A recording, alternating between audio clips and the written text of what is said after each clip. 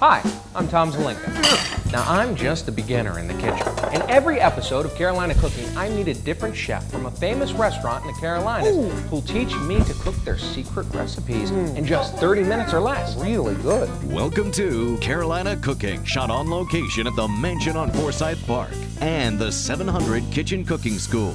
Now, here's your host, Tom Zelenka. Hi, welcome to Carolina Cooking. I'm your host, Tom Zelenka. This is the show where we find the best chefs from the best restaurants all around the Southeast, and we bring them here to teach us their incredible recipes. You and I, we get to learn together. We do these recipes in 30 minutes or less, and today we're making veal chops with a jade pesto sauce and also doing some root vegetables. And to teach us how to properly prepare our veal chops is a chef from Savannah, Georgia, Chef Brian Polewski, all the way from 45 South here in Savannah. Yeah. And Brian, I appreciate you coming out. Thank you for having me. Veal chops, these are huge. These are it's a thick cut. Yeah, and I bet they're delicious. Oh, they are. They're very tender. Okay. Very tender cut. And so this is the jade pesto on top, and then we have root vegetables underneath. Yes. And what are root vegetables? Root vegetables is basically anything that comes out of the ground, growing beneath the ground. So it's something to be cleaned and trimmed down. Oh, so like a potato. Yeah, turnip, everything that, and it'll have an earthy flavor to it as well. Okay, so it's I very got nice. you. I got you. And so we're using what? We're using some turnips, some baby carrots, some Russian fingerling potatoes. And they basically call you that because it looks like a finger that comes out. Okay. And a fennel. Fennel heart. So a nice licoricey kind of flavor going on there. Okay. And we will toss it with a little bit of pistachio oil. Give some nice nutty flavor. Now, do we start making that, or do we start making something for our meat? Let's go ahead and start on the marinade first. That way we can get it marinated while we're getting all this stuff cut up. Let me set this out of the way, and you'll step over with me. Okay. That'd be great. All right. And so to make a marinade, what are we going to need? Well, let's go ahead and put our tomatoes in. Okay. Our garlic. Our tomatoes. Okay. Just gonna throw them in there, chop it all up. Our garlic. Okay. Do we need to chop the garlic first, or is it? No, it'll do it in there. Okay. We'll go ahead and cut this right here for you. Oh. And we're gonna mix that into. That way, it's just not a big chunk. It'll be spinning around. It'll actually puree it and do what we need it to do. All right. Okay, you're going to take your pepper. Just tear your pepper. Red peppers? You don't have to get all fancy with it because it's going to be pureed up into there. It's going to be chopped up. Yeah. That's true. All right, and we have a little fennel seed here. Which gives it another dimension. And you took out the seeds from this, and you took out the white stuff too, the ribs, yes, we call it ribs, because it tends to be a little bitter. And the seeds, nobody wants the seeds stuck in their teeth. Yeah, yeah, exactly. The fennel seeds right here, they're going to put them in. And, now you're putting seeds back into it. It's going to crack it. It's going to crack it. Okay. But it also won't be bitter, though. Okay, I got you. Yeah.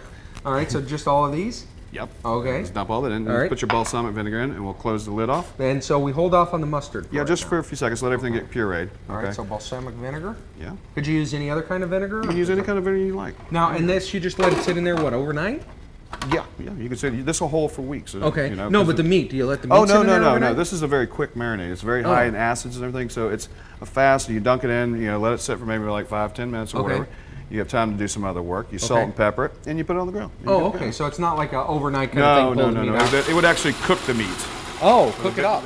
The acids in the vinegar and everything will almost pickle it. Wow. Yeah. Okay. That's why I don't use any oil in this. It also prevents me putting it on the grill. It won't flame up on you. I got you. You don't have to worry about that. So we're good. Let's go ahead and turn it off real quick. So we just need to get that all minced. Get your mustard in there. Yeah. Get your mustard in there. Is this just French's yellow or Dijon? That's a Dijon mustard. Okay. And we'll get that in. That's going to give all of this? All of it. Okay. It gives another dimension of flavor. It also will kind of emulsify in there and gives you a nice thick marinade. Emulsify. Yeah. All right. There we go. Okay. Let's go ahead and pulse that again with your. Pulse it. Yeah.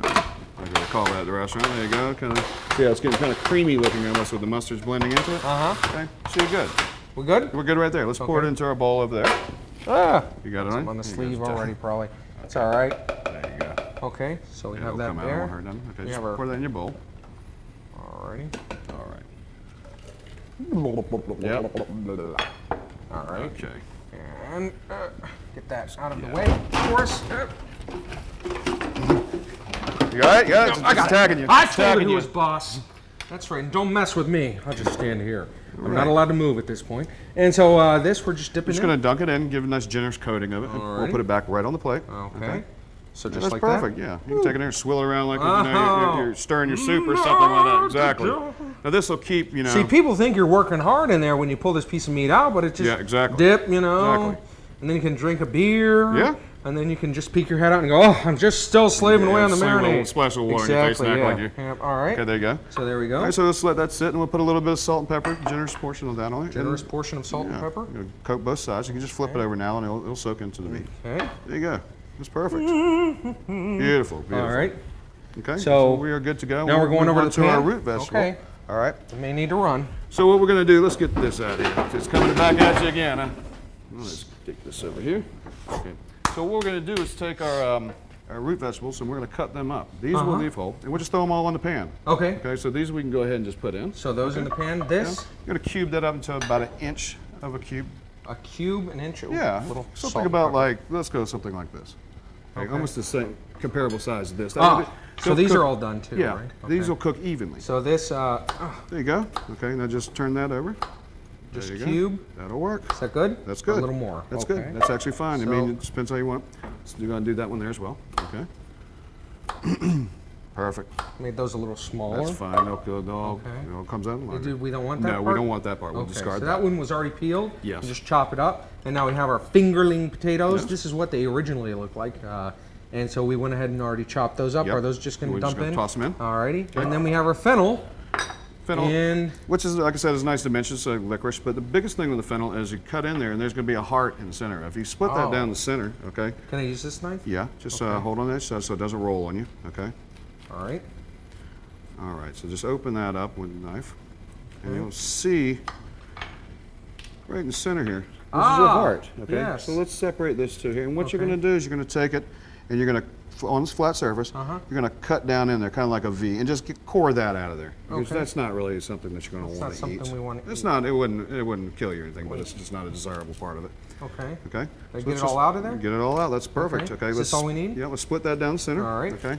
And then cut you. Look, same, basically comparable sizes here. Perfect. Okay. So this is a rough cut. There's nothing really fine, knife skills involved with this. Oh no. So it's very rustic. Yes. All exactly. right. Exactly. So we put all those in, and then we put the heat on. No. Let's go ahead and get some oil in there. Oil. This would be pistachio oil. Pistachio oil, yes. And it's like I said, it's a nice nutty flavor. Is that good? A little bit.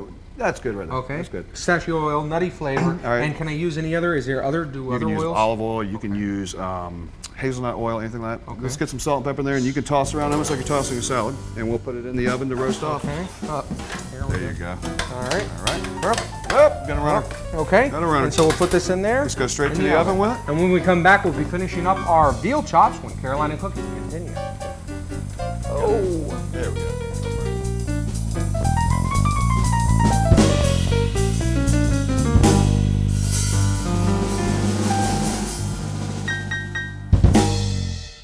You can find the secret recipes of the best chefs in the Carolinas, all in one book, the Carolina Cooking Cookbook. Find the Carolina Cooking Cookbook in Amazon.com and our website, carolinacooking.tv.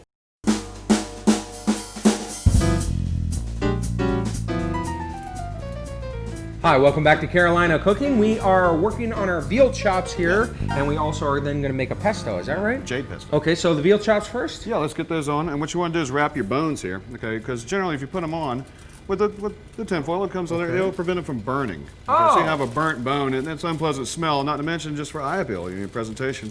It's a nice cleaner look to it. Yeah. So that's fine. Just loosely wrap it. We always have to be careful with shiny objects, though. The crew, as soon as you pull out shiny objects, they just lose. Like, just hypnotized by it. Just kind of go back. Shiny. Well, you can do that with a veal chop, swing it back and forth. Okay, so you want to wrap? Ooh, look, guys. Exactly. Ooh, you are watching the veal. Okay. All right. Yeah, so we do that, and then we'll get them on here, and then we start up on the pesto. Okay. That's perfect. The crew doesn't look amused. Well, they'll be okay. Yeah, it's all right. They'll be amused when they get to eat. All right. So, how we doing?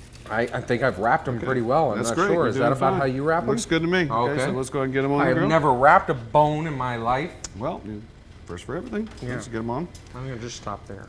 All right. And so we're just putting these on the grill? Yep, just like that. You're doing good. Okay. There you go. If you want, you can pour the extra marinade over top. Just give it a little bit. You never know. Yeah. It ain't going to hurt it. All righty. Okay, there we go. So want to leave the plate on top? Or? No, I don't think that'd be a good idea. All right. My luck, I'll be the one to pick it up and burn it. All right. So now a pesto, right? Yeah. Okay. And really referring to it as a jade pesto basically is because we're using fresh basil, okay, and mint. Oh, okay. So no precious stones. No. All right, but the thing is too, if you didn't know this, the basil is actually part of the mint family. If you smell I did not know together, that. they have a very very distinct flavor. But we're not going to just take your word for it here. Well, take a smell of it, okay? You can bruise it a little bit. You hit it like this, and it releases the oils in there. There you go. Beat it up a little bit. Okay. But they complement each other very well. Hang on, now I've got them confused. Okay, just sling it. Basil. Okay. Smells like basil. So it does have a little bit of tones in there, and it's the same family. Okay. So what we're going to do is we're going to go ahead and just throw all this into, and there's really no... Basil. Basil. Throw that in there. All righty. There we go. Let's get your... Well, got a little hanging out there. Mint. Let's go ahead and just put those in there too. There we go. All right. Put your mint in. There you go. Beautiful. Okay. Alrighty. Let's go ahead and put our pine nuts in right now. Pine nuts? And then These I'm going to let you... good. Yeah, they're very good. I Nice. enjoy It gives these. a nice smooth flavor to the pesto. I'd like a big old bag of these to sit around. Yeah, you sit around the couch and start popping in your mouth like sunflower But I hear they're seeds. expensive, right? They're not. Actually, they're not. Oh, they're not that bad. They're not compared to like macadamia or something like that. They're relative, and they're very, very accessible these days. Okay. Like, you know, open world markets. Now this is the fun part because you get to squeeze the garlic and have your hands. This is a roasted bulb of garlic. Okay. And what we've done is you coat it in a little bit of oil, and you put it in the oven. And it basically what it does is it caramelizes the inside, which is not as harsh. You get a sweeter flavor. And for our purposes here, you want to have the garlic a little cooked. Huh, okay. So what we're going to do is we're going to cook. How long do you do it? How long do you put it in there for? Usually for about 20, 30 minutes, okay? And then we let it go, and then you just check it. And did you say how hot? It's 350. 350, yeah. okay. Okay, so let's put it down on so we don't get any skin. Let's go ahead and put it down here, and just chop that top piece off right about... This piece? Yeah, right there. Okay, just bear down into it. Okay, just going to... It'll come right off there. Let's cut a little bit more off till we get to. You expose the meat in there. There we go. Yeah. And look, some of it was great. I'll just push that to the side. And now what you do is go ahead and so you don't dump in too much. Squeeze the bulb. Okay. Squeeze the bulb? Yeah, squeeze it. Just squeeze it like you're squeezing a lemon or something. It's going to start coming out of it. See it coming out of there. You got a beautiful color there. Yeah, perfect. Now, that'll be. Let me see. That's perfect. That's plenty right there. I wasn't expecting that. Well, you know. But I'm sure it's kind of fun. It's like squeezing a jelly donut or stomping on a package of ketchup or something. Squirts at you.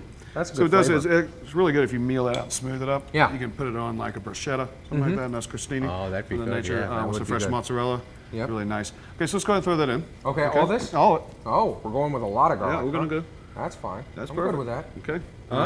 All right. So here. All right. And now, is this everything we needed in here? Let's put a little bit of salt and pepper. Just okay. All right. Okay, we're good. Okay. And are we drizzling oil in? Let's get our top on. Okay. Here's a towel. You wipe all that garlic off your hands before you rub it in your hair or something. Okay. Let's get that going. You know me. Nothing I like to do better than just a little roasted garlic in my hair, man. Okay. We do that on Friday nights. That is crazy fun time. You know what I'm saying? Spread it all over, run around the neighborhood, scare the kids in the neighborhood. But I won't do it here. I don't suggest it. All right. So we have the olive oil. See, it's starting to get kind of. It's like it's drying up a little bit. It's not moving. So now we're going to drizzle in olive oil just to moisten up. We don't want an oily sauce, okay? We just want a moistened. Moistened sauce. So am I drizzling too slow, too fast? No, you're fine. Fast. Okay. So see, now you can start to hear it moving around a little bit more. A little more. There you go. Okay, do we need to scrape down the sides? Yeah, let's stop and scrape that down and get it. That should be probably plenty of olive oil there. Okay. Okay. Woo! Wow, you can really smell that mint. It livens up on you. And then when you know, you serve it at room temperature when you put it on the veal chop. It's room temperature, so this is a nice little contrast to it. You know, it doesn't chill down. It stays very vibrant. Now the good thing at my house, mint grows wild, so I have plenty. Basil does the same thing. It grows just as fast. It'll take over the yard. That's actually plenty of oil. Oh, okay. Go in there. We just want to moisten up a little bit. So is that good? That's perfect. Do we need to check on our? Yeah, let's get those. Right. We'll check on this. We'll flip this, and when we come back to Carolina Cooking, we'll be finishing everything up. And I'll actually be talking to Eris Ragazeas and find out which wine he has paired with our recipe when Carolina Cooking continues. So what are we going to 45? Yeah, let's do it. Cross section.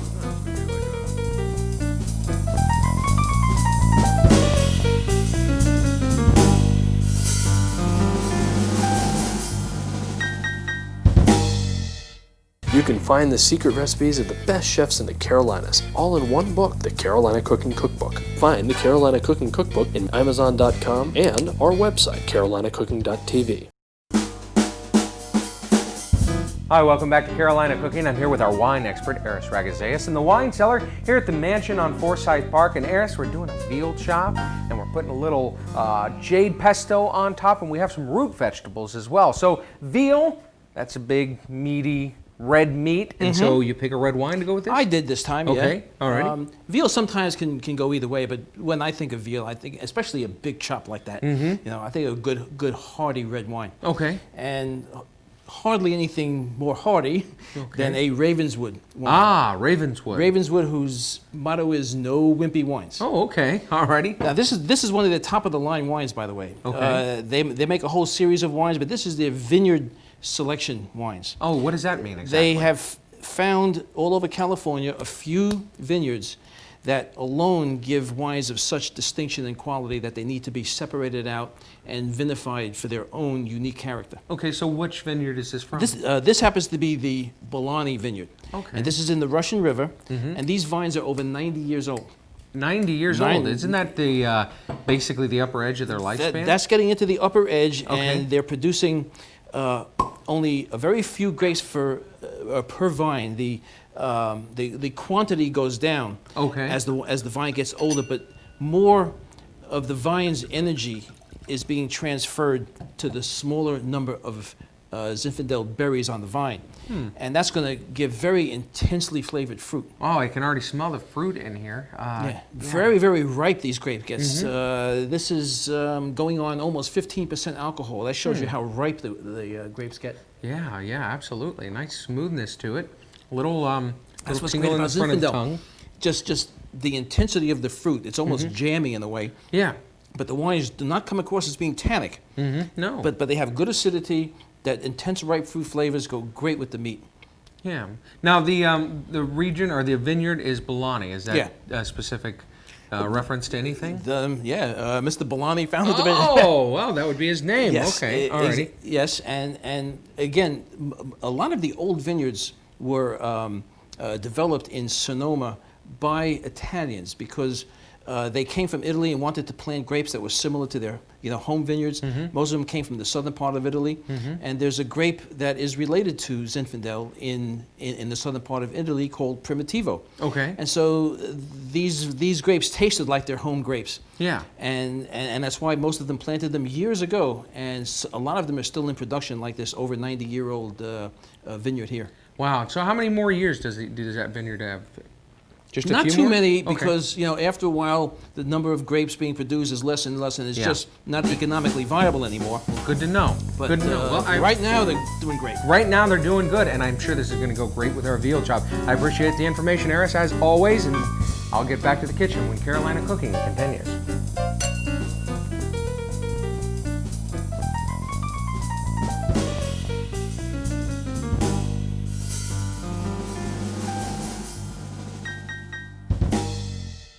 You can find the secret recipes of the best chefs in the Carolinas, all in one book, the Carolina Cooking Cookbook. Find the Carolina Cooking Cookbook in Amazon.com and our website, carolinacooking.tv.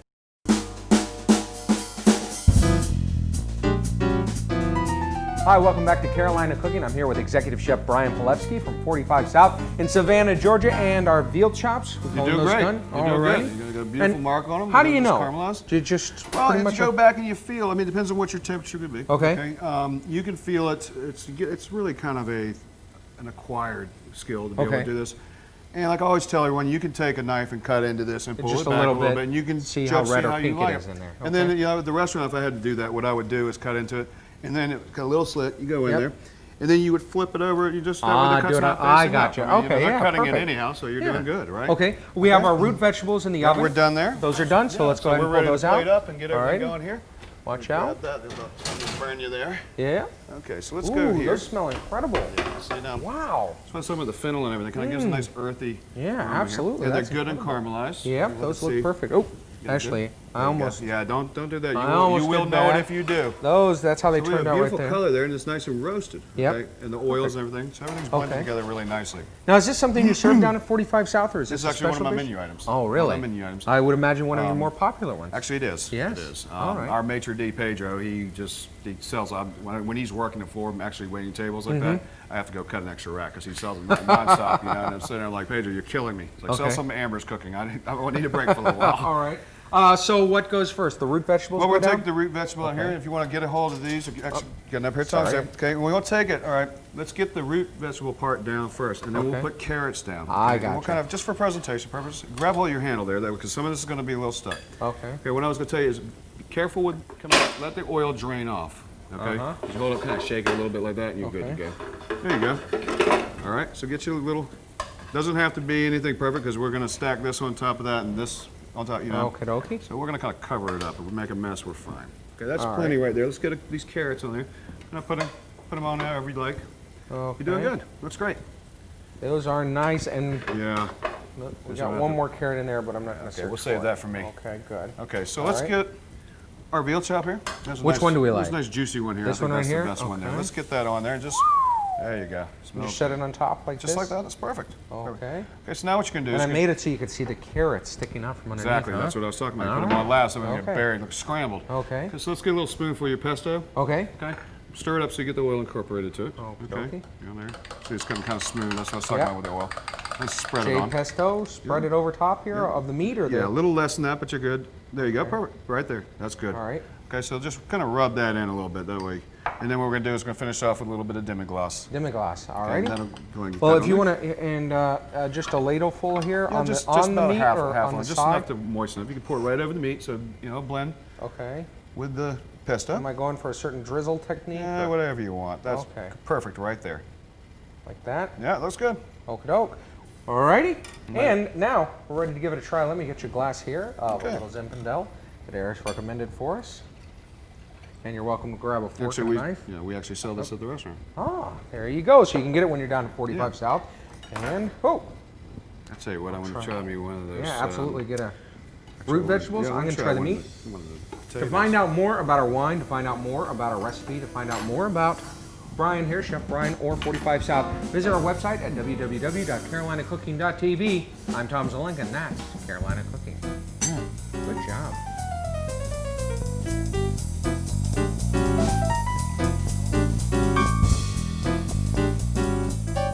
Go to carolinacooking.tv for the recipes featured on this show. Plus, on carolinacooking.tv, you'll find more information on the wines, chefs, and foods of Carolina Cooking. That's carolinacooking.tv. Carolina Cooking is filmed on location in 700 Kitchen Cooking School at the Mansion on Forsyth Park Hotel in Savannah, Georgia. For details on their hands-on cooking classes, call 888-711-5114 to book a class.